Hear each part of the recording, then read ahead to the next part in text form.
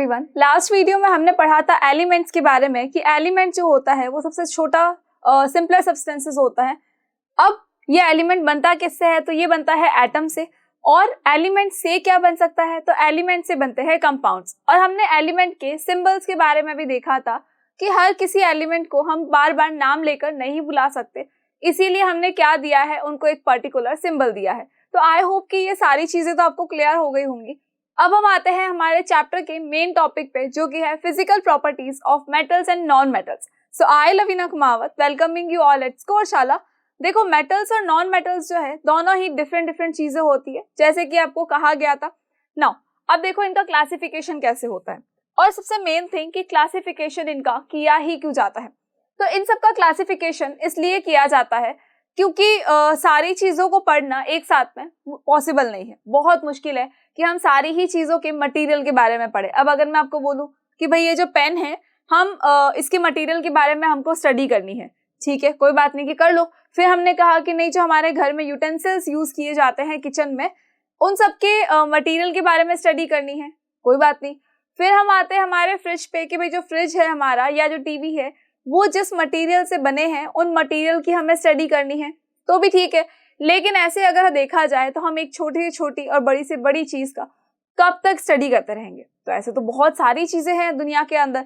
अब एक एक मटेरियल की स्टडी तो पॉसिबल नहीं है कि हम एक बार बैठेंगे फिर हम कार्बन की स्टडी करेंगे, फिर एक दिन बैठेंगे हम और हम ऑक्सीजन की स्टडी करेंगे, फिर हम एक दिन बैठेंगे और सल्फर की स्टडी करेंगे, फिर हम स्टील की स्टडी करेंगे, फिर हम कॉपर की स्टडी करेंगे, आयरन की करेंगे। तो कब तक करते रहेंगे? ऐसे तो फिर हम बहुत परेशान हो जाएंगे, और इतनी सारी चीजें हैं जो कि काउंट भी नहीं हो सकती है, तो उनकी स्टडी अब कैसे पॉसिबल है? तो हुआ क्या, कुछ समझदार लोगों ने ये किया कि उनका क्लासिफिकेशन कर दिया कि भाई कुछ ऐसे हैं जिनकी जो प्रॉपर्टीज है वो बहुत ज्यादा सिमिलर है, और कुछ ऐसे हैं जिनकी प्रॉपर्टीज थोड़ी सी डिफर करती है उनसे। तो इन्होंने क्या किया, सिमिलर प्रॉपर्टीज वालों को एक पर्टिकुलर ग्रुप के अंदर रख दिया, और उनसे जो डिफर कर रहे थे उनको एक पर्टिकुलर ग्रुप में रखा।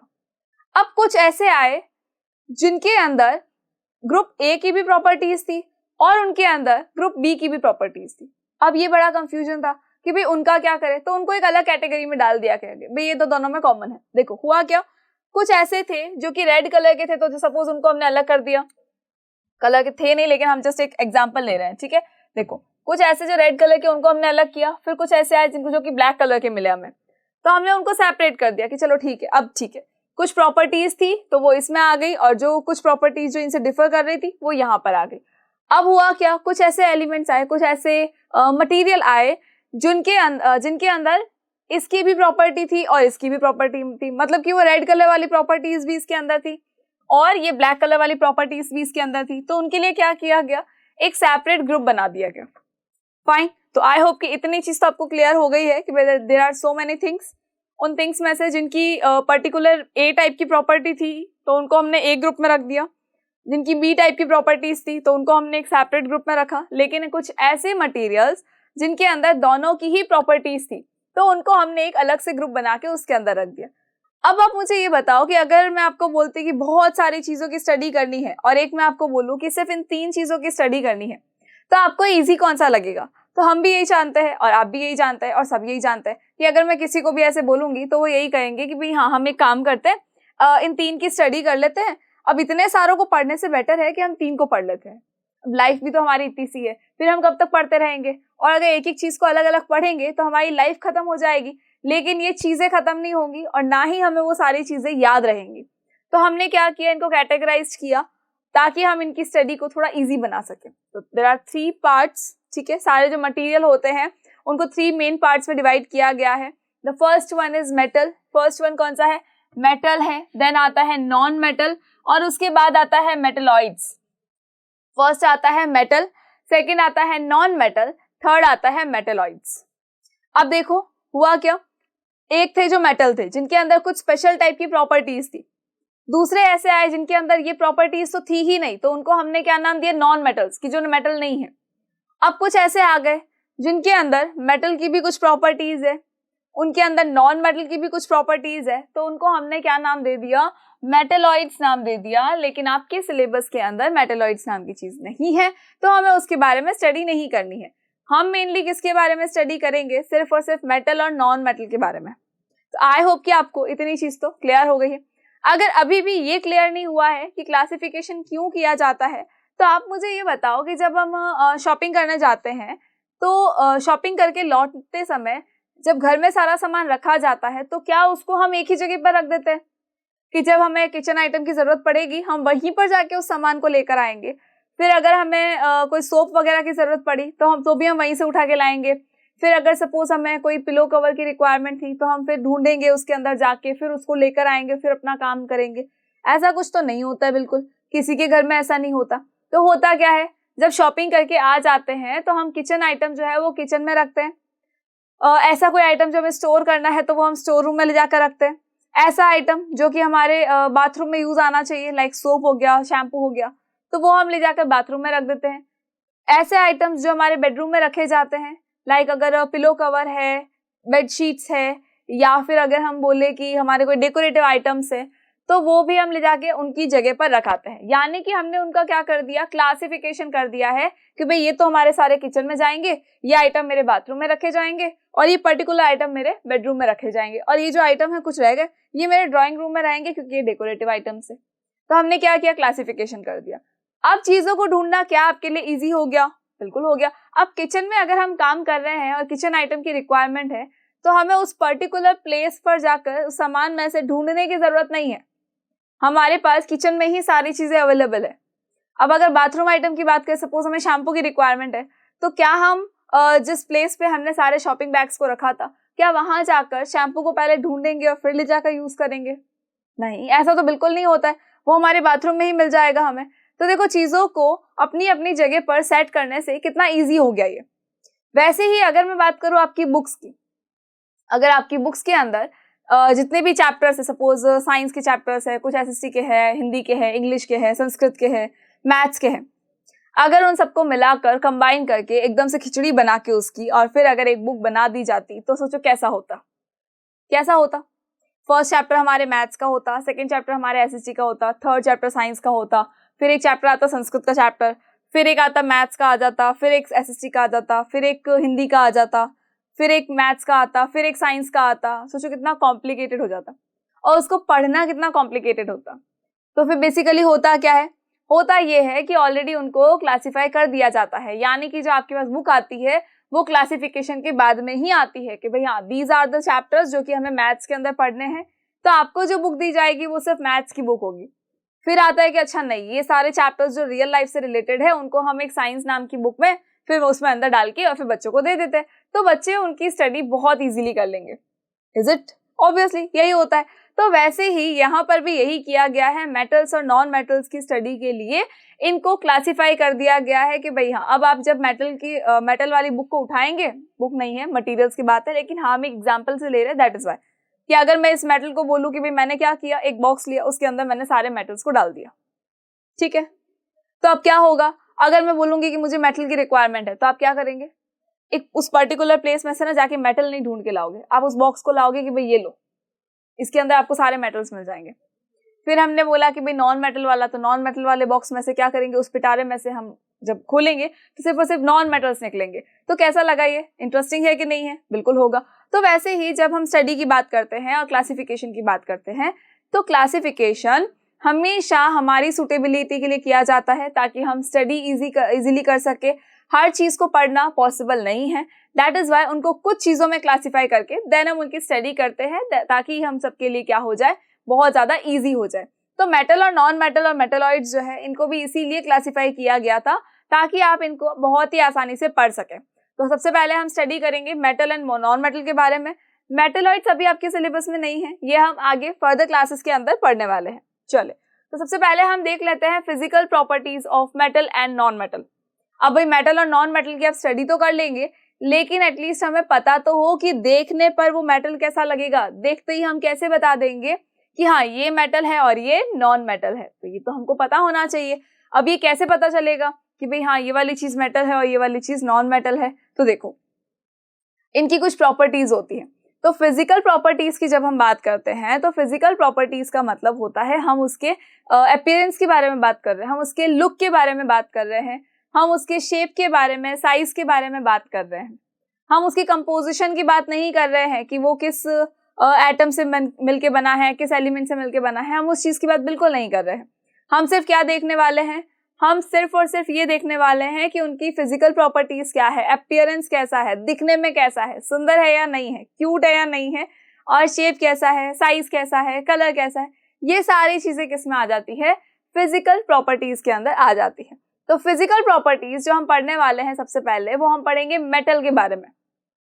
मेटल के बारे में हम कुछ पढ़ेंगे। तो मेटल की जो फिजिकल प्रॉपर्टीज होती है उसमें सबसे पहले आता है मेलेबिलिटी। और अब इस मेलेबिलिटी को पढ़ने से पहले आप मुझे ये बताओ, क्या आप इन दो कैरेक्टर से मिले हैं? बचपन में तो मिले ही होंगे, और अगर अभी आप स्टडीज की वजह से या अपने स्टडीज के प्रेशर की वजह से, होमवर्क की वजह से अगर आप इनसे नहीं मिल पाए हो, तो मैं आपको इन सबसे मिलवा देती हूँ। कितने क्यूट थे ना ये दोनों, टॉम एंड जेरी, भूल नहीं सकते हम इनको। तो बहुत ही इंटरेस्टिंग, मतलब कहते हैं ना, कैरेक्टर्स है ये हमारे कार्टून नेटवर्क के। सो अब देखो ये इनका क्या हो गया, इनको कोई इसके ऊपर आकर गिरा और ये बिल्कुल फ्लैट हो गए।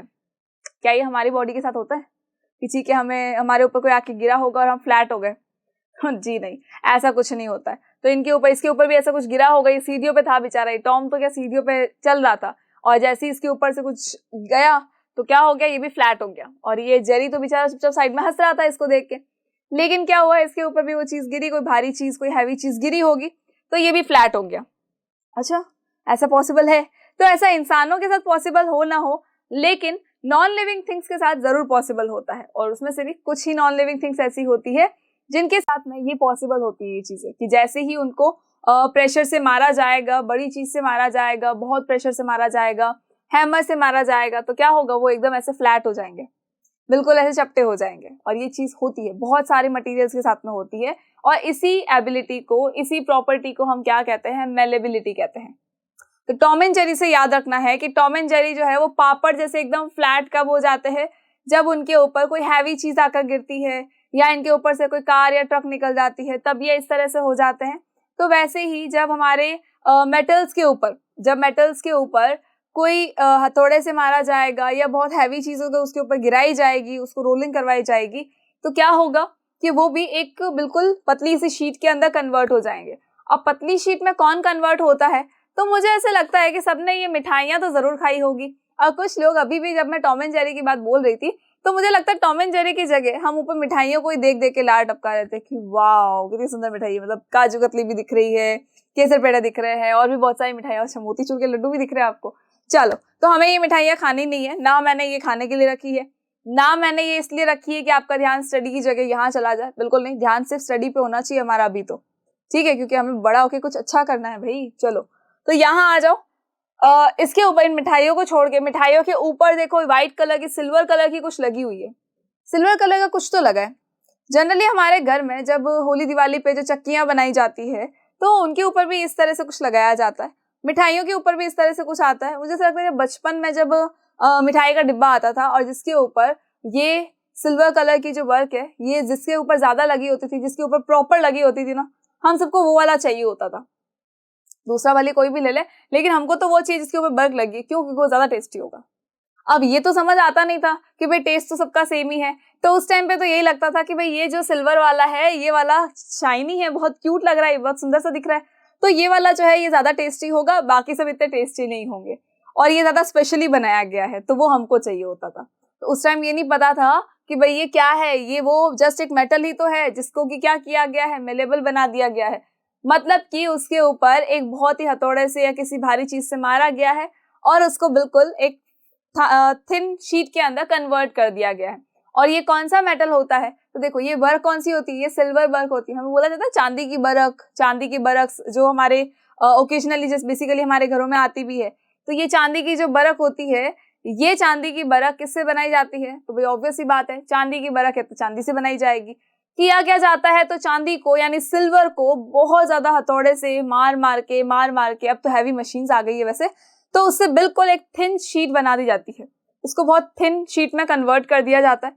और देखा होगा ये इतनी थिन होती है कि अगर हम हाथ भी लगाते हैं ना, तो ये हमारे हाथों पे भी ऐसे चिपक जाती है ना। तो ये हाथों पे ऐसे चिपक जाती है ना, तो ये इतनी ज्यादा थिन होती है। तो इस इतनी ज्यादा थिन जो शीट है, ये किसकी बनी होती है? ये सिल्वर की बनी होती है।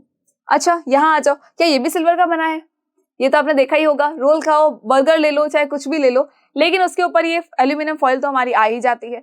उसके अलावा घरों के अंदर अगर टिफिन की बात करें तो एल्यूमिनियम फॉइल के बिना हमारे यहाँ के पराठे नहीं डाले जा सकते, ना ही हमारे यहाँ की रोटी डाली जा सकती है, क्योंकि अखबार पे तो हमें पता है ना, जब न्यूज़पेपर लगाया जाता है तो उनकी इंक से हमें नुकसान होता है। दैट इज वाई किसका यूज किया जाता है? एल्यूमिनियम फॉइल का यूज किया जाता है। और ये एल्यूमिनियम फॉइल बनी किससे है?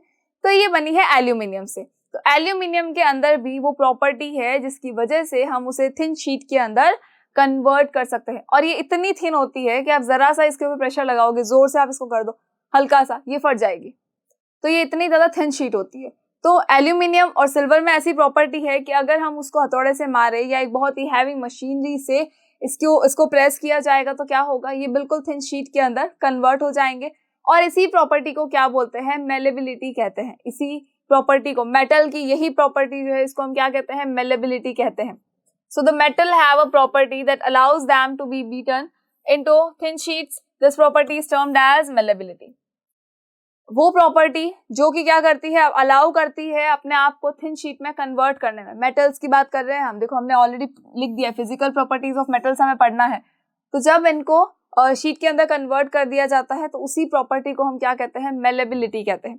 तो मेटल में देखो कौन कौन आ गया? सिल्वर आ गया, हमारा एल्यूमिनियम आ चुका है। आयरन का भी आपने सुना होगा कि आयरन से क्या बनाया जाता है? तो आयरन से देखा होगा आपने कि एक्स बनती है, मतलब जो हथौड़ी होती है ना वो बनती है, मतलब कुल्हाड़ी जिसको हम कहते हैं, हथौड़ी नहीं, कुल्हाड़ी जिसको हम कहते हैं, वो बन जाती है। शॉल बनता है, शॉल बनता है। तो ये सारी चीजें क्या है? आयरन से जब बनी है। तो उसको ध्यान से अगर देखेंगे तो हमें ऐसा लगता है कि भाई थोड़ी बहुत तो उसको थिन किया गया है। कैसे किया गया है? वही है, किसी चीज से मार के किया होगा। तो ये इस प्रॉपर्टी को हम क्या कहते हैं? मेलेबिलिटी कहते हैं। कौन कौन सी चीजें मेटल हो जाती है जिसके अंदर मेलेबिलिटी प्रॉपर्टी होती है? मेटल्स जो होते हैं वो हमेशा मेलेबल होते हैं। मेटल्स हमेशा मेलेबल होंगे और उनको अगर हम मारे किसी चीज से, जोर से मारे, हथौड़े से मारे, तो वो अपने आप ही किस में कन्वर्ट हो जाएंगे? एक शीट में कन्वर्ट हो जाएंगे। तो आपको याद किसको रखना है? टॉम एंड जेरी को तो बिल्कुल ना भूलें, और अपनी मिठाइयों को भी ना भूलें कि सुंदर वाली मिठाई जो होती है वो बहुत ज्यादा टेस्टी होती है। चलो आगे बढ़ते हैं, नेक्स्ट प्रॉपर्टी पे आते हैं। Next property is ductility. Next property क्या है? डक्टिलिटी है।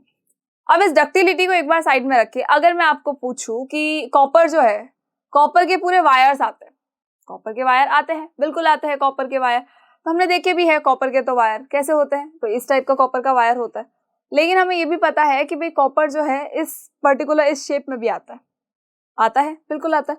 तो इस कॉपर के इस शेप से क्या किया गया? कॉपर के वायर बना दिए गए, कॉपर के बिल्कुल वायर बना दिए गए। बिल्कुल थिन वायर भी आते हैं। कई बार आपने देखा होगा अपने घर में जो इलेक्ट्रिक आइटम्स होते हैं उनमें से कॉपर के वायर को निकाल लिया जाता है। जब वो खराब हो जाते हैं तो उनको तोड़ के उसमें से छोटी सी कहते हैं ना रील टाइप निकलती है, उसमें कॉपर के वायर जो होते हैं वो लपेटे हुए होते हैं।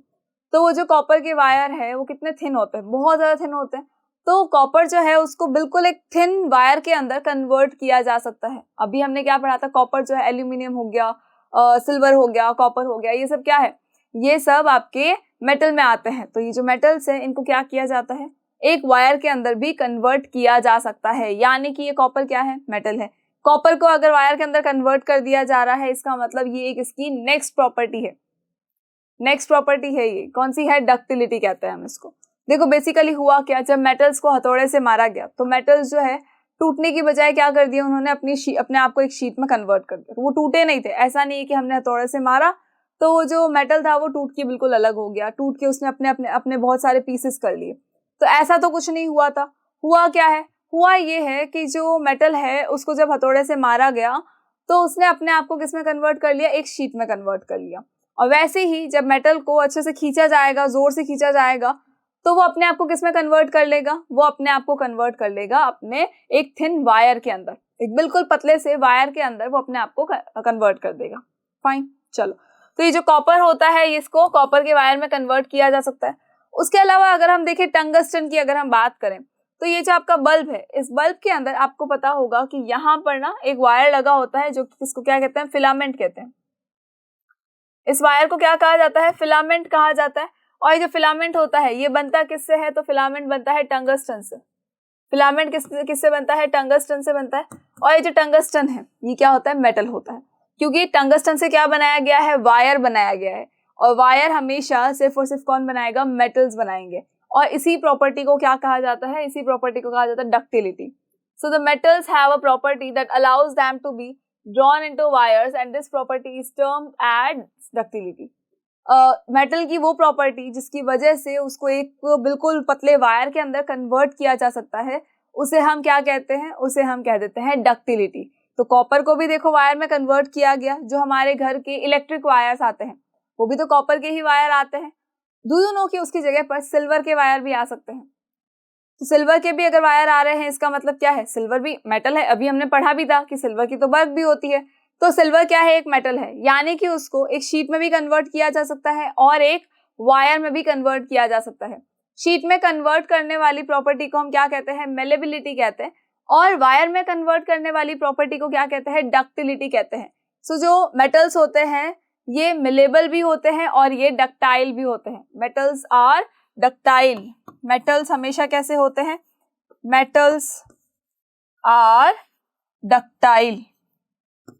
मेटल्स हमेशा डक्टाइल होते हैं, यानी कि मेटल्स को कभी भी आप किसी भी वायर के अंदर कन्वर्ट कर सकते हो। इवन ये जो वायर है ये प्लेटिनम का वायर है, और ये प्लेटिनम भी क्या होता है, एक तरह का मेटल होता है जिसको कि वायर के अंदर कन्वर्ट कर लिया जाता है। इवन आपने गोल्ड को देखा होगा, गोल्ड तो देखा ही है आपने, बहुत ही ज्यादा अपने हिसाब से हम उसको मोल्ड कर सकते हैं, पूरी की पूरी ज्वेलरी बन जाती है। तो उस ज्वेलरी के अंदर देखा होगा कि शीट में भी कन्वर्ट कर सकते हैं उसे हम वायर में भी कन्वर्ट कर सकते हैं। बिल्कुल तार जैसा भी आता ही है गोल्ड, तो चेन भी बनाते हैं हम, तो उसमें क्या होता है, वायर ही तो होता है। तो वायर की तरह भी हम उसको कन्वर्ट कर सकते हैं। तो गोल्ड एंड सिल्वर भी क्या है, एक तरह से मेटल में आते हैं। गोल्ड और सिल्वर जो सबको पसंद होते हैं, जो इवन गर्ल्स को तो कुछ ज्यादा ही पसंद होते हैं, तो वो भी किस में आते हैं, मेटल्स में आते हैं, वो नॉन मेटल में नहीं आएंगे। तो जो बॉयज जो अपने गर्लफ्रेंड के ऊपर जो इतना सारा खर्चा करते हो कि हाँ उसको गोल्ड का आइटम लाके देंगे, उसको सिल्वर का आइटम लाके देंगे, तो नेक्स्ट टाइम ये जरूर देख लेना कि हाँ ये हमने गोल्ड दिया, इसका मतलब ये क्या है, मेटल है। सिल्वर है, इसका मतलब ये क्या है, मेटल है। तो आधी चीजें तो आपको ऐसे ही क्लियर हो जाएगी कि मेटल की प्रॉपर्टीज क्या होती है। तो मेटल की प्रॉपर्टी में हम दो प्रॉपर्टी अच्छे से पढ़ चुके हैं। द फर्स्ट वन कि शीट में कन्वर्ट करेंगे मेटल को, दैट मीन्स कि मेटल्स आर मिलेबल। और अगर मेटल्स को वायर में कन्वर्ट करेंगे तो क्या कहेंगे, metals are ductile. Metals are ductile. उसके अलावा एक प्रॉपर्टी और है कि अच्छा, इसको पढ़ने से पहले एक और प्रॉपर्टी बताती हूँ मैं कि मेटल्स जो होते हैं वो बहुत हार्ड होते हैं। मेटल्स कैसे होते हैं, बहुत ज्यादा हार्ड होते हैं। हार्ड होता है लेकिन फिर भी जब हम उसको मारेंगे तो क्या होगा, शीट में कन्वर्ट हो जाएंगे, वो टूटेंगे नहीं, बिल्कुल भी नहीं टूटेंगे। तो मेटल्स हमेशा कैसे होते हैं, हार्ड होते हैं। और हार्ड है इसका मतलब कौन सी स्टेट है, ये सॉलिड, लिक्विड और गैस, कौन सी स्टेट है, तो ये आते हैं सॉलिड्स के अंदर। यानी कि जितने भी मेटल्स होते हैं वो क्या होते हैं, वो होते हैं सॉलिड। जितने भी मेटल्स होते हैं वो क्या होते हैं, सॉलिड होते हैं। अच्छा, ये हार्ड होते हैं। उसके अलावा और क्या होता है, लस्ट्रस होते हैं। लस्ट्रस होते हैं, लस्ट्रस का मतलब होता है कि ये बहुत ज्यादा शाइनी होते हैं। लस्ट्रस का मतलब क्या होता है, शाइनी होते हैं। मेटल्स जो होते हैं वो बहुत ज्यादा शाइनी होते हैं। इवन अगर आपने गोल्ड और सिल्वर तो हम सबने देखा हुआ है, तो जिस गोल्ड और सिल्वर की अभी हम बात कर रहे थे वो भी कैसा होता है, लस्ट्रस होता है, शाइनी होता है। इसका मतलब वो भी किस में आएगा, मेटल में ही आएगा। इवन अगर हम बात करें कॉपर की, तो कॉपर भी हार्ड होता है और साथ ही साथ लस्ट्रस भी होता है, यानी कि बहुत शाइनी होता है।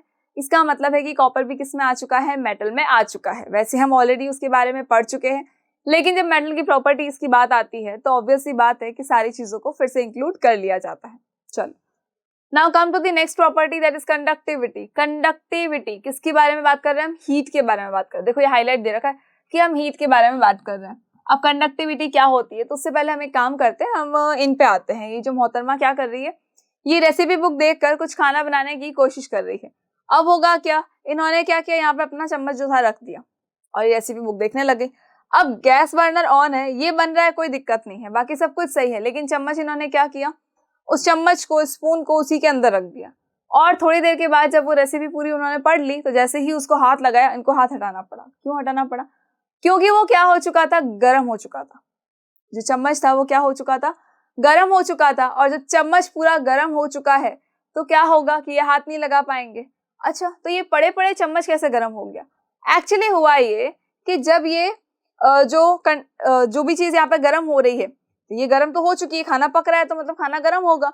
और जैसे जैसे गर्म हो रहा है वैसे वैसे क्या होता है, कंडक्टिविटी, यानी कि ये जो कंडक्टर है हीट के, ये क्या करेंगे, अपने पार्टिकल्स को हीट आगे से आगे प्रोवाइड करेंगे। कैसे, तो देखो ये जो पोर्शन है इसका, वो तो इसके अंदर डूबा हुआ था, तो ये गर्म हो चुका है। अब क्या होगा, जब ये पार्टिकल सारे गर्म हैं तो ये क्या करेंगे, अपने आगे वाले फ्रेंड को भी थोड़ी सी हीट दे देंगे, हीट एनर्जी दे देंगे। फिर जो नेक्स्ट वाले पार्टिकल है वो आगे वालों को हीट एनर्जी दे देंगे, फिर ये पार्टिकल्स अपने आगे वालों को हीट एनर्जी दे देंगे। तो इस तरह से करते करते क्या हो जाएगा, ये पूरा का पूरा चम्मच जो है वो गर्म हो जाएगा। और जब पूरा का पूरा चम्मच ही गर्म हो चुका है तो डेफिनेट सी बात है कि इन्होंने अगर गलती से इसके ऊपर हाथ लगा दिया है तो क्या होगा, इनको अपना हाथ वहां से हटाना पड़ेगा। इसका मतलब है कि ये चम्मच जो है ये क्या कर रहा है, अपने अंदर हीट को पास कर रहा है। ये क्या कर रहा है, अपने अंदर हीट एनर्जी को पास कर रहा है। अब होगा क्या, देखो जैसे सपोज ये कंटेनर है, कंटेनर के अंदर क्या ये चम्मच है। अब इस चम्मच में क्या हुआ, जो नीचे वाले पार्टिकल्स थे पहले ये गर्म हुए, फिर क्या होगा, इसके ऊपर वाले पार्टिकल्स है वो गर्म होंगे, फिर उसके ऊपर वाले पार्टिकल्स है वो क्या करेंगे, हीट एनर्जी मिल जाएगी उनको भी। फिर इनके नेक्स्ट वाले पार्टिकल्स है उनको ये हीट एनर्जी दे देंगे, फिर उनके नेक्स्ट वाले पार्टिकल्स है उनको ये पहले वाले क्या करेंगे, हीट एनर्जी प्रोवाइड कर देंगे। तो जैसे जैसे हीट एनर्जी मिलती जाएगी वैसे वैसे ये पूरा क्या हो जाएगा, गर्म होता चला जाएगा। तो वैसे ही ये जब गर्म हुआ है इसका मतलब क्या हुआ कि ये कंडक्टर है, ये जिस भी चीज से बना है ये चीज क्या है, कंडक्टर है। कंडक्टर है किसकी, हीट की, यानी हीट को अपने अंदर से पास होने की परमिशन देती है। अब बेसिकली अगर हम देखें तो हमारे घर के अंदर भी ये सीन होता है। कई बार होता है कि मम्मी क्या करती है, सब्जी और सब बना लेती है और हमें बोला जाता है कि बेटा खाना लगा दो, तो हमें ध्यान में नहीं रहता और हम क्या करते हैं, उस चम्मच को डायरेक्ट पकड़ लेते हैं। फिर हमें याद आता है कि अच्छा ये तो गर्म है, तो हाथ हटाना है। हाथ हटाने के बाद फिर हम क्या करेंगे, फिर किसी कपड़े से या वैसे उसको पकड़ेंगे जब तक कि वो चम्मच उसके अंदर है तब तक, ठीक है। वही अगर चम्मच को बाहर रख दिया जाता तो वो गर्म नहीं होता, लेकिन उसके अंदर रखा था रादर देन, इसलिए क्या हो गया, वो गर्म हो चुका है। क्यों हो चुका है, जैसे ही फर्स्ट पार्टिकल को, फर्स्ट सेट ऑफ पार्टिकल को हीट मिलेगी वैसे ही वो नेक्स्ट नेक्स्ट नेक्स्ट नेक्स्ट करते करते पूरे के पूरे स्पून को गर्म कर देंगे। अब जब पूरा का पूरा स्पून गर्म हो चुका है तो डेफिनेट सी बात है कि हम उसको टच बिल्कुल भी नहीं कर सकते। तो जो भी चीज, जैसे ये वाला जो चम्मच था इसने क्या किया, अपने अंदर से हीट को पास होने की परमिशन दी। अच्छा, अगर मैं इस कुकर की जगह, अगर सपोज हम ये मान के चलते हैं कि ये जो कुकर है ये किसका है, ये एल्यूमिनियम का कुकर है। चलो ये हम मान लेते हैं कि ये जो कुकर है ये किसका है, ये है एल्यूमिनियम का। अब ये जो एल्यूमिनियम का कुकर है हमारे पास में, ये एल्यूमिनियम का कुकर भी क्या होगा, गर्म होगा, तभी तो खाना पकेगा, वरना हमारा खाना कैसे पकेगा। अब अगर ये कुकर गर्म ही नहीं होगा तो फिर अंदर का खाना पक नहीं सकता। इसीलिए जब कुकर को रखा जाता है, एल्यूमिनियम कुकर को, तो क्या होता है, कुकर जो है वो गर्म हो जाता है। अब कुकर तो गर्म हो गया है, लेकिन हुआ क्या, जो उसका हैंडल था, जो ब्लैक कलर का हैंडल था, वो गर्म नहीं हुआ।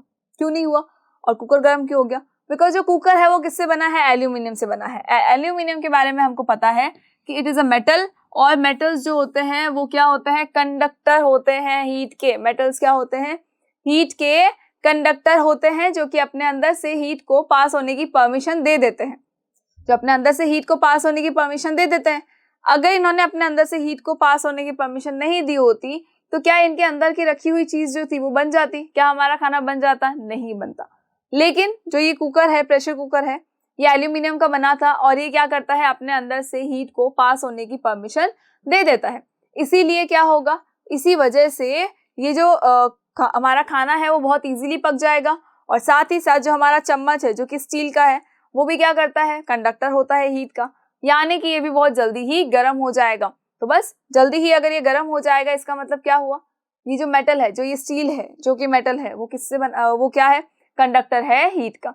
यानी कि जितने भी मेटल्स होते हैं, जो भी मेटल होते हैं, वो सब के सब क्या होते हैं, हीट के कंडक्टर होते हैं, यानी अपने अंदर से हीट को पास होने की परमिशन दे देते हैं। ये बिल्कुल भी हिचकिचाते नहीं है और अपने अंदर से हीट को पास होने की परमिशन दे देंगे कि हाँ ठीक है बेटा, तुम हमारे में से फ्लो करते रहो continuously. So the metals are very good conductors of heat and thus they are used in making food, making cooking utensils, irons and heaters. अब आयरन जो है, हीटर्स जो बनाए जाते हैं आपके, वो हीटर हो गया। आयरन मतलब कि जो आपकी प्रेस वाली, ये आयरन वो लोहा नहीं है, ये आयरन क्या है, ये आयरन हमारी इस्त्री है। इस्त्री मतलब ये वाली इस्त्री है, ठीक है, ये इस्त्री है मतलब ये आयरन है।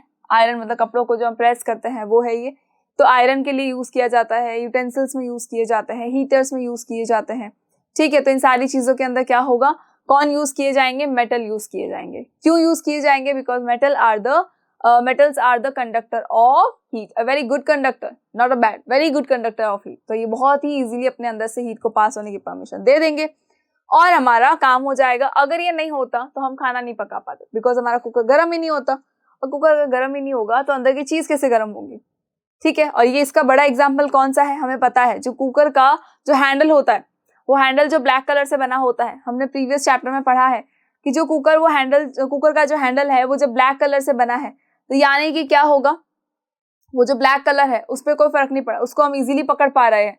तो वो जो ब्लैक कलर का पोर्शन है जो कि किससे बना है, बेकेलाइट से बना है। Bakelite is a thermosetting plastic. तो इस बेकेलाइट से बना है और वो बिल्कुल गर्म नहीं हो रहा है। इसका मतलब है कि वो क्या होता है, वो पुअर कंडक्टर है हीट का।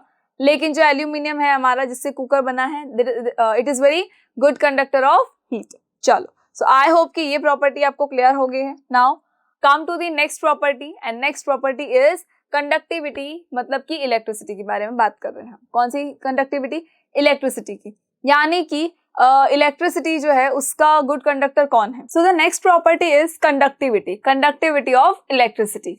अब ये जो मेटल्स होते हैं, क्या ये इलेक्ट्रिसिटी के भी कंडक्टर होते हैं? अब जैसे ये हीट के कंडक्टर थे, यानी कि ये अपने अंदर से हीट को पास होने की परमिशन दे रहे थे, तो क्या इलेक्ट्रिसिटी को भी पास होने की परमिशन देते हैं ये कंडक्टर्स? और पास कैसे होना, तो देखो इलेक्ट्रिसिटी कैसे पास होती है, तो यहाँ देख लें। यहाँ ये बच्चे क्या कर रहे हैं, ये टोस्टर से कुछ करामात कर रहे हैं, क्योंकि ये कुछ काम तो कर नहीं रहे होंगे, ऑब्वियसली बच्चे हैं हमारे जैसे छोटे छोटे, तो फिर ये कुछ करामात कर रहे थे, कोशिश तो कर रहे हैं कि हम टोस्टर को निकाल ले, बट ये देखो क्या कर रही है, फोक से निकाल रही है। मतलब हद हो गई है, फोक से कौन निकालता है टोस्टर में से।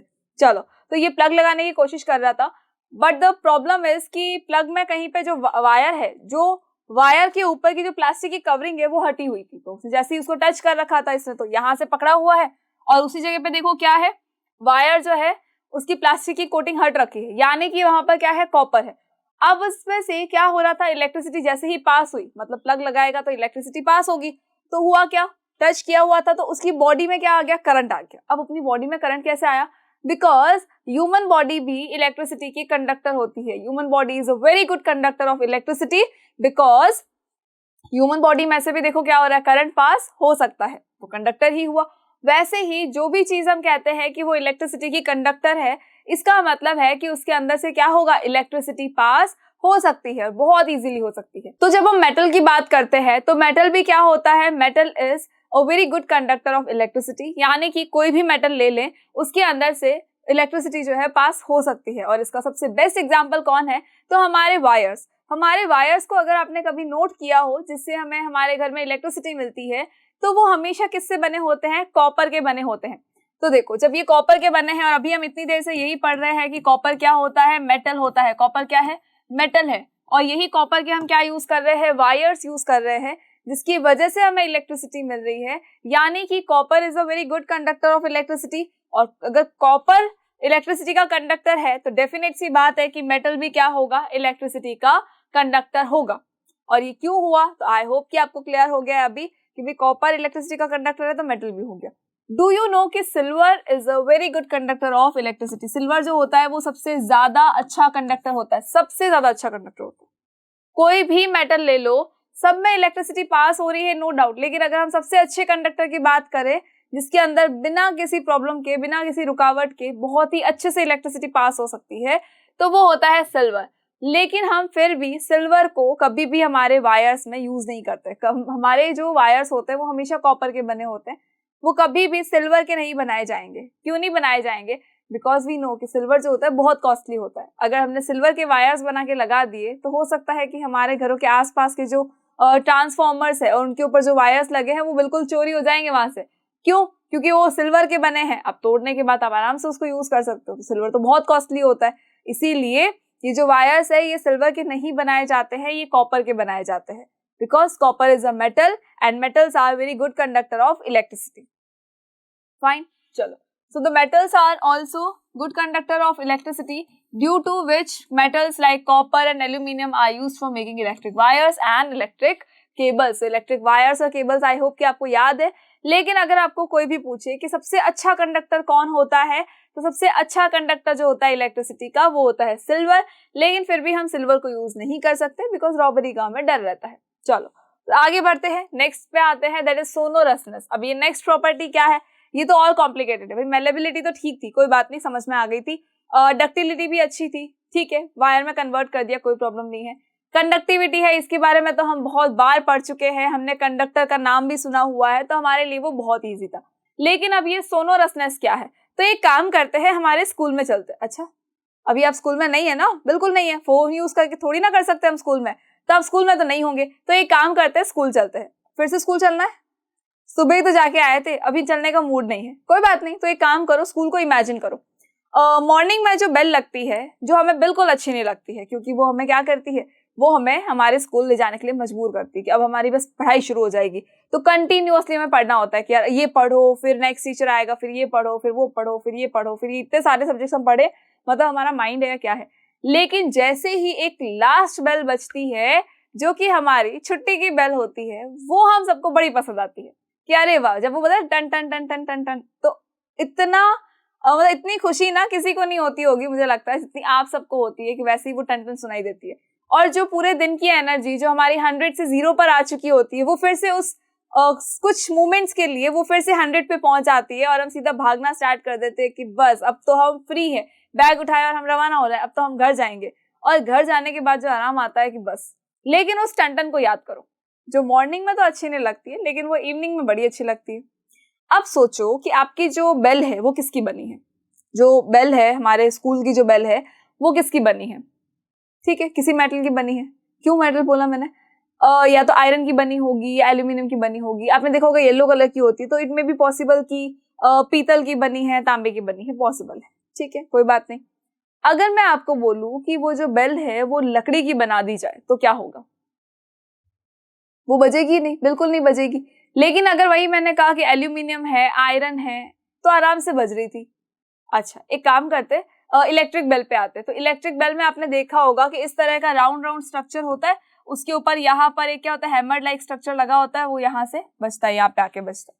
तो ये भी किसका बना होता है? स्टील का या आयरन का बना होता है। तो अगर हम हमारे घर में भी देख लो, एक काम करते, स्टील की थाली लो और उसको बजा के देखो, या चम्मच को और थाली को, जब हम करते हैं ना कई बार मम्मी को परेशान करने के लिए, कि जब वो डाइनिंग टेबल पे बैठे होते हैं और मजे मारते हैं हम खाली, बस मतलब मम्मी को तो क्या परेशान करते हैं, थोड़ा सा एक वो कहते हैं ना मजाक मस्ती वाला माहौल जब बन जाता है रात के टाइम पे, डिनर के टाइम पे, और हम चम्मच और कटोरी लेके गए तो टन टन टन करके बोलते खाना दो खाना दो खाना दो करते रहते हैं। तो जो वो वाला सीन होता है, उसके अंदर अगर मैं आपको बोलूं कि आपके बाउल अगर मैंने लकड़ी के रख दिए, तो क्या होगा?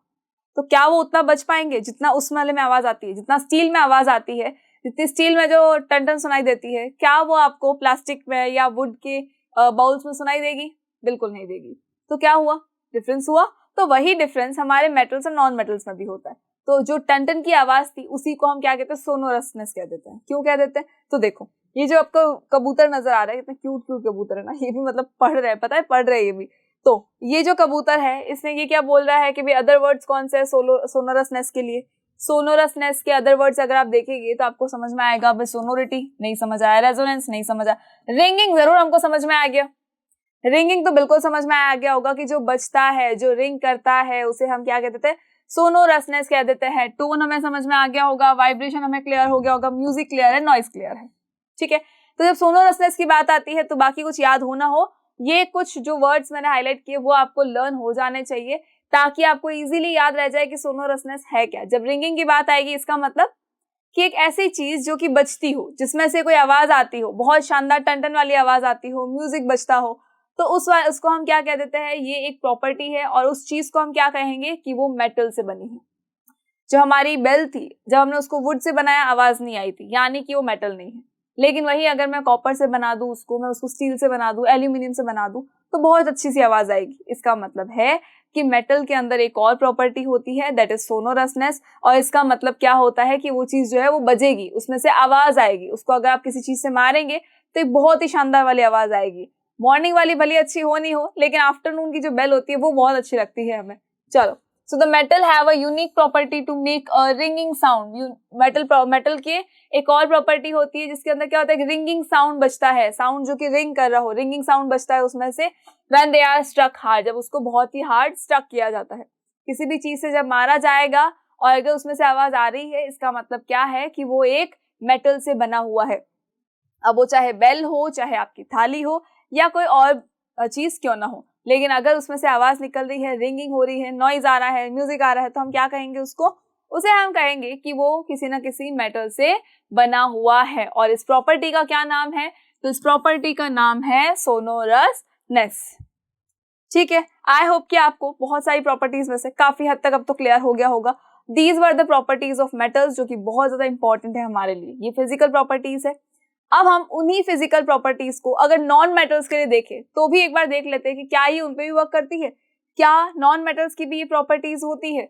तो देखो, फर्स्ट हमने पढ़ी थी मेलेबिलिटी। तो मेलेबिलिटी जो होती है वो प्रॉपर्टी ओनली मेटल की होती है। अब मेलेबिलिटी है M, मेटल है M, दोनों को MM से याद रखना है कि मेटल की प्रॉपर्टी क्या होती है? Malleability. Metals are malleable but non metals are non malleable. नहीं होंगे वो मेलेबल, वो शीट में कन्वर्ट हो ही नहीं पाएंगे। क्यों नहीं हो पाएंगे? तो देखो, जो नॉन मेटल्स होते हैं वो नॉन मेटल्स के जो है हार्ड तो नहीं होता है, थोड़ा सॉफ्ट लाइक स्ट्रक्चर ही होता है, बहुत सॉफ्ट सा स्ट्रक्चर होता है, बिल्कुल हार्ड नहीं होता है। जितना हार्ड हमने मेटल्स को कहा था उतने हार्ड ये नहीं होते।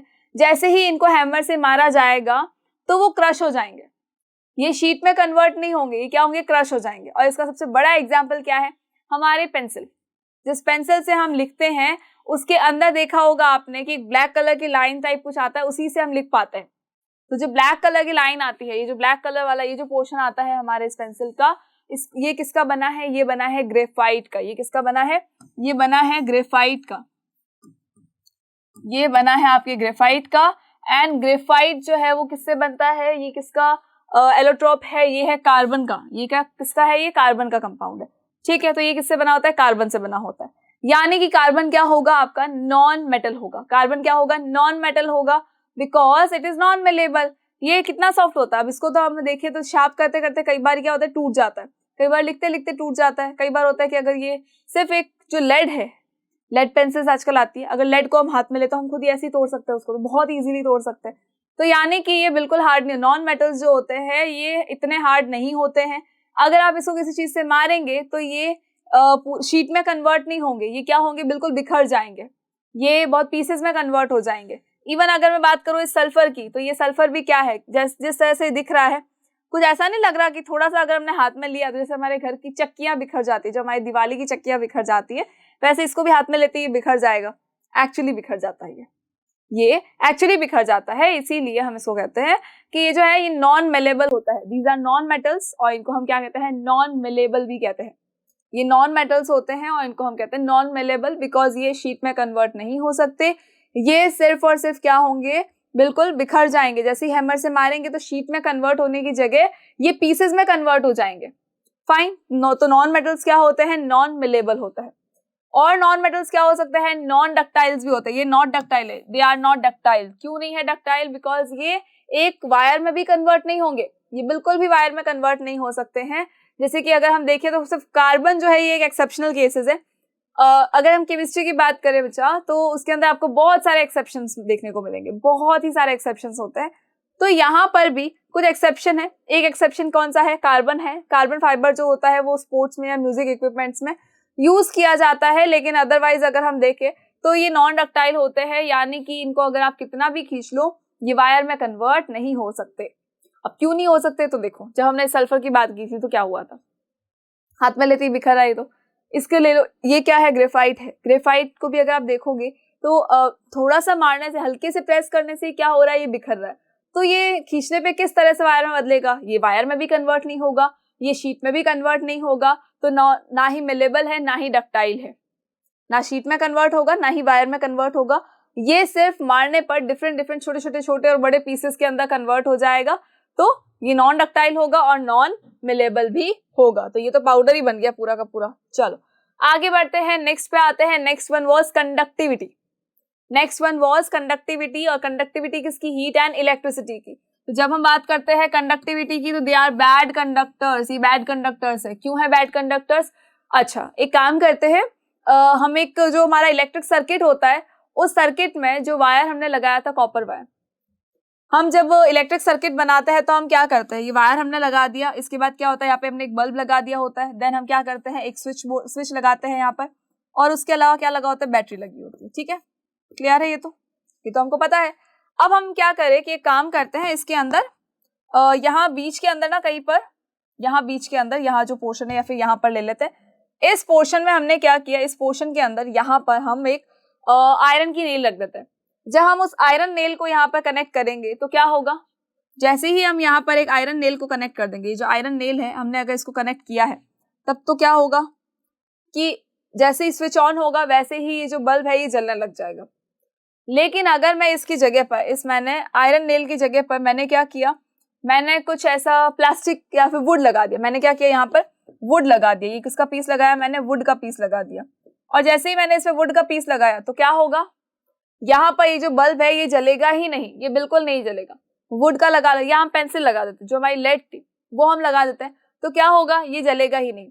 और क्यों नहीं जला, बिकॉज जो वुड होता है वो बैड कंडक्टर होता है इलेक्ट्रिसिटी का। और वहीं पर अगर हम देखें तो अगर हमने ग्रेफाइट का भी यूज किया है तो वो भी क्या होता है, बैड कंडक्टर होता है इलेक्ट्रिसिटी का। जब इलेक्ट्रिसिटी का बैड कंडक्टर है, इसका मतलब कि अपने अंदर से इलेक्ट्रिसिटी को पास होने की परमिशन बिल्कुल भी नहीं देगा। तो देखो मेटल्स तो थे, कंडक्टर थे, लेकिन नॉन मेटल्स क्या है, ये बैड कंडक्टर है। दैट मीन्स कि they are insulators, they are insulators because ये अपने अंदर से इलेक्ट्रिसिटी को पास होने की परमिशन बिल्कुल भी नहीं देते हैं। कोई भी नॉन मेटल नहीं देता है, कोई भी नॉन मेटल ऐसा नहीं है जो कि इलेक्ट्रिसिटी को पास होने देगा, बिल्कुल भी नहीं होने देगा। और ये हीट के भी बैड कंडक्टर होते हैं। कैसे, तो घर के अंदर देखा होगा जो हमारे नॉन स्टिक पैन्स होते हैं, उन नॉन स्टिक पैन के साथ में एक लकड़ी का वो स्पैचुला आता है, जिससे क्या किया जाता है, डोसा बनाते टाइम पे उसको पलटा जाता है। ठीक है, तो जो लकड़ी का स्पैचुला होता है वो कभी गर्म नहीं होता। आप उसको भले कितना ही पास में रख दोगे तो वो इतना गर्म कभी नहीं होगा कि आप उसको हाथ नहीं लगा सकते। जैसे हमारे स्टील के चम्मच थे, जब हमने उसको गर्म चीज में रखा तो हम उसको टच नहीं कर पा रहे थे। वैसे ही अगर मैं उस हमारे वुड के स्पैचुला को उसके वही पास में अगर रख दूं, उस पैन के पास में रख दूं, तब भी क्या होगा, वो इतना गर्म नहीं होगा। आप उसको इजीली यूज कर सकते हो। जो हमारा पैन होता है, देखो जो हमारा ये यहाँ बना देते हैं, ठीक है, क्या था, जो हमारा पैन होता है ना, ये जो नॉन स्टिक पैन्स होते हैं हमारे, जिसके ऊपर हम डोसा बना देते हैं, तो उसी के साथ में क्या होता है, एक लकड़ी का इस तरह का स्पैचुला भी आता है। लकड़ी का इस तरह का स्पैचुला आता है, जिससे क्या होता है कि उस डोसे को पलटा जाता है। तो ये जो वुड का स्पैचुला है ये कभी भी इतना गर्म नहीं होता है। क्यों नहीं होता, बिकॉज ये हीट का बैड कंडक्टर है। इसको कितनी भी हीट दे दो लेकिन फिर भी क्या होगा, ये बिल्कुल भी गर्म नहीं होगा। भले इसको कितनी बार पलट लो, कितनी बार आपने इससे डोसे बना लिए होंगे, लेकिन ये गर्म नहीं होगा। क्यों नहीं होगा गर्म, बिकॉज ये अपने अंदर से हीट को पास होने की परमिशन बिल्कुल नहीं दे रहा है। ये तो बिल्कुल ही गर्म नहीं हो रहा है, हीट को अपने अंदर आने ही नहीं दे रहा है। तो क्या हुआ, ये भी बैड कंडक्टर हुआ, किसका, हीट का। तो नॉन मेटल्स जो होते हैं they are bad conductor of heat and electricity both. Heat और इलेक्ट्रिसिटी दोनों के ही क्या होते हैं, बैड कंडक्टर्स होते हैं। सो अब इसमें भी देखो एक क्या है हमारा एक्सेप्शनल केस है, कौन सा है, ग्रेफाइट है। उसके अंदर एक कौन सा एक्सेप्शनल केस हो गया हमारा, ग्रेफाइट है। अब ग्रेफाइट का अगर हम यूज करते हैं, ग्रेफाइट को अगर हम यूज कर लेंगे तो इट मे बी पॉसिबल कि हाँ ठीक है वो चलेगा, कोई दिक्कत नहीं, उसमें इलेक्ट्रिसिटी भी पास हो जाएगी, हीट भी हो जाएगी। लेकिन स्टिल बाकी सारे जो है उनके अंदर कोई भी हीट पास नहीं होगी, कोई भी इलेक्ट्रिसिटी पास नहीं होगी। नेक्स्ट नॉन मेटल कौन सा है, the non metals are not sonorous. Next property कौन सी है इसकी, कि ये सोनोरस भी नहीं होते, मतलब कि ये बिल्कुल भी इनके अंदर से आवाज नहीं आती। जैसे हमने वुड की बात की थी, तो वुड के ऊपर भले आप कितना भी मारोगे तो क्या होगा, आवाज नहीं आएगी। अगर हम फॉस्फोरस ले लें, ये जो फॉस्फोरस है आपका रेड फॉस्फोरस है, इसको अगर ले ले, सल्फर को ले ले, कोई फर्क नहीं पड़ेगा, भले आप इनको कितना भी मार लो, लेकिन इनमें से आवाज नहीं आएगी, ये जस्ट ब्रेक हो जाएंगे। हल्की सी आवाज अलग मैटर, बाकी वो जो टन वाली आवाज थी, जो रिंगिंग वॉइस थी, वो आवाज बिल्कुल भी नहीं आने वाली है। तो यानी ये सोनोरस भी नहीं होते हैं, आप भले इनको कितना ही स्ट्रक कर लो, कोई साउंड प्रोड्यूस नहीं होने वाला है। जो नॉन मेटल्स होते हैं ये नॉन लस्ट्रस होते हैं। नॉन लस्ट्रस होता है इसका मतलब कि ये शाइनी नहीं होते। जैसे कि मेटल्स हमने देखा था, गोल्ड है, सिल्वर है, कॉपर है, ये सब क्या होते हैं, बहुत शाइनी होते हैं। लेकिन ये क्या है, नॉन लस्ट्रस होते हैं, यानी कि ये शाइनी बिल्कुल नहीं होंगे, नॉट शाइनी, ठीक है, शाइन नहीं होती इनके अंदर, बहुत डल से रहते हैं ये, बहुत ज्यादा अपीयरेंस जो होता है बहुत ज्यादा इनका डल होता है, बहुत सॉफ्ट सा स्ट्रक्चर होता है इनका। जैसे कि ये वाला है, इसका कितना सल्फर का देखो कितना सॉफ्ट स्ट्रक्चर है, तो वैसे ही बहुत सॉफ्ट स्ट्रक्चर होता है और थोड़ा सा डल स्ट्रक्चर भी होता है। तो इतना वो शाइनी नहीं होता, ना ही इतना अट्रैक्टिव होता है जितना कि मेटल्स का होता है। चलो आगे बढ़ते हैं। अब आते हैं हम इनके कंपैरिजन में, यानी कि अगर हम इनको कंपाइल फॉर्म में देखें कि भाई इनकी प्रॉपर्टीज क्या होती है, या अगर हमसे पूछा जाए कि मेटल और नॉन मेटल की प्रॉपर्टीज में आप डिफरेंस बता दे, तो आप किस तरह से देखने वाले हो। चलो तो फर्स्ट हम देखते हैं मेटल के बारे में। मेटल के अंदर क्या पढ़ा था हमने, फर्स्ट प्रॉपर्टी पढ़ी थी मिलेबल। तो ये कौन सी है, मिलेबल, यानी जो मेटल्स होते हैं ये क्या होते हैं, मिलेबल होते हैं, शीट में कन्वर्ट हो जाएंगे। और नॉन मेटल्स क्या होते हैं, नॉन मिलेबल होते हैं, जो कि शीट में कन्वर्ट बिल्कुल भी नहीं होने वाले हैं। नेक्स्ट हमने क्या पढ़ा था मेटल में, हमने पढ़ा था कि जो मेटल होते हैं वो डक्टाइल होते हैं। मेटल क्या होते हैं, डक्टाइल होते हैं। अगर उनको हम खींचेंगे तो क्या होगा, वायर्स के अंदर कन्वर्ट हो जाएंगे। लेकिन अगर हम बात करें नॉन मेटल्स की तो ये नॉन डक्टाइल होते हैं, क्योंकि ये किसी भी वायर में कन्वर्ट नहीं होंगे, भले कुछ भी कर लें। तो ये जस्ट किसमें होंगे, पीसेस में कन्वर्ट हो जाएंगे या पाउडरी फॉर्म में आ जाएंगे, जैसे हमारी पेंसिल को याद रखना है हमें। ठीक है, चलो नेक्स्ट थिंग हमने पढ़ी थी कंडक्टिविटी की। जो मेटल्स होते हैं they are very good conductor of heat and electricity, they are very good conductor of heat and electricity. लेकिन जो हम बात कर ले अगर नॉन मेटल्स की, तो they are very poor conductor of heat and electricity. ये हीट और इलेक्ट्रिसिटी बिल्कुल भी अपने अंदर से पास होने की परमिशन नहीं देते हैं। दैट इज वाई जो वायर्स बने होते हैं वो सिर्फ और सिर्फ किसके बने होते हैं, मेटल्स के बने होते हैं। ये कभी भी नॉन मेटल से नहीं बनाए जाएंगे, बिकॉज इलेक्ट्रिसिटी पास ही नहीं होगी अगर नॉन मेटल से बना दिए हैं तो। एंड डोंट फॉरगेट कि जो सिल्वर होता है it is very good conductor of electricity, लेकिन सिल्वर का हम यूज नहीं करते हैं, हम कॉपर का यूज करते हैं। देन हमने पढ़ा था सोनोरस के बारे में कि भाई जब उसको हमारी स्कूल की टेंटन याद रखनी है, सोनोरस स्कूल, देखो एस से एस याद रह जाएगा, सोनोरस है और स्कूल है, एस से ऐसे आपको याद रह जाएगा कि सोनोरस जो होता है क्या होता है, सोनोरसनेस क्या होती है कि जब भी किसी मेटल के ऊपर कोई स्ट्रक किया जाएगा किसी चीज से तो क्या होगा, उसमें से एक रिंगिंग साउंड आएगा। लेकिन मेटल के साथ ऐसा, नॉन मेटल के साथ ऐसा कुछ नहीं होता है। तो नॉन मेटल जो होते हैं दे आर नॉन सोनोरस। देखो जो भी चीजें हैं, नॉर्मली हम मेटल लेंगे दैट इज ओके, तो हम उनके नाम लिख देंगे, लेकिन जैसे ही हम आएंगे नॉन मेटल्स पे तो हम आगे क्या लगा देंगे, नॉन लगा देंगे कि भाई नहीं, इनके अंदर तो कोई भी प्रॉपर्टी नहीं है। और अगर हम बात करें तो मेटल्स क्या होते हैं, लस्टर होते हैं, मतलब बहुत ही ज्यादा शाइनी होते हैं। लस्टर से याद रखना है, बहुत ज्यादा शाइनी होते हैं अपीयरेंस में। लेकिन अगर हम बात करें नॉन मेटल्स की तो दे आर नॉन लस्ट्रस, यानी कि ये नॉट शाइनी, बिल्कुल शाइनी नहीं होता है, दे आर नॉट शाइनी, बिल्कुल इनका शाइनी नेचर नहीं होता। देखने में बिल्कुल ऐसे कैसे लगे, डल से लगे, बहुत डल से लगेंगे। जैसे कि अगर हम बात करें कार्बन की तो बहुत डल से, कोयले की बात कर लो, कोयला कैसा होता है, बिल्कुल डल सा होता है। ठीक है, उसके अलावा मैकेनिकल स्ट्रेंथ है, तो मेटल्स जो होते हैं थोड़े से हार्ड होते हैं, जिनको कि अगर आप मारेंगे तो वो पीसेस में कन्वर्ट नहीं होंगे। लेकिन अगर नॉन मेटल्स की बात करें तो दे आर वेरी ब्रिटल, बहुत ज्यादा वीक होते हैं। लाइक अगर मैं बात कर लूँ कोयले की बात कर लूँ, चलो कोल की बात कर लेते हैं, तो जो कोयला होता है हमारा वो क्या होता है, जैसे ही हमने उसको हल्का सा मारा तो क्या होगा, पीसेस में कन्वर्ट हो जाएगा। ग्रेफाइट जैसे हमने हमारी पेंसिल वाला देखा था, तो जैसे ही हम थोड़ा सा प्रेशर लगाएंगे वो टूट जाएगा। तो ये सब क्या है, ये हार्ड में तो बिल्कुल नहीं आते हैं, तो ये बिल्कुल हार्ड नहीं होते हैं, ब्रिटल होते हैं। और ये जो है ये मेटल्स क्या होते हैं, मेटल थोड़े हार्ड होते हैं, ताकि हम इसको इजीली यूज कर सके। बेसिकली अगर आपको मेटल में एग्जांपल्स लर्न करने हैं तो मेटल में हम क्या याद करेंगे, गोल्ड है, सिल्वर है, कॉपर है, प्लैटिनम है, ये सारी चीजें हमें किस में देखनी है, मेटल्स में देखनी है। लेकिन अगर हम बात करें नॉन मेटल्स की तो वहां पर क्या होगा, कार्बन हो जाएगा, सल्फर हो जाएगा, ग्रेफाइट हो जाएगा, फाइन, इवन डायमंड भी इसी के अंदर आता है। चलो हाँ, एक इसका जो एक्सेप्शनल केस होता है, बेसिकली नॉन मेटल्स जो है ब्रिटल होते हैं, हार्ड बिल्कुल नहीं होते, लेकिन एक डायमंड एक ऐसा नॉन मेटल है जो कि हार्ड होता है। Diamond is a non metal, लेकिन फिर भी ये हार्ड होता है। तो ऐसा नहीं सोचना कि मैम यार आप एक तरफ तो बोल रहे हो कि नहीं होता है, दूसरी तरफ आप बोल रहे हो कि नहीं होता है, तो एक्सेप्शनल केसेस है। केमिस्ट्री जब पढ़ना शुरू की है तो एक्सेप्शनल केसेस भी आपको बहुत सारे मिलने वाले हैं। चलो, सो आई होप कि आपको मेटल एंड नॉन मेटल के बारे में तो सब कुछ क्लियर हो गया होगा, और ये भी क्लियर हो गया होगा कि इनकी फिजिकल प्रॉपर्टीज क्या होती है और उनमें डिफरेंसेस क्या क्या होते हैं। अब हम नेक्स्ट वीडियो में देखेंगे इनकी केमिकल प्रॉपर्टीज के बारे में कि किस तरह से ये वाटर के साथ में, एयर के साथ में या बाकी सारी चीजों के साथ में रिएक्ट करते हैं। Thank you so much.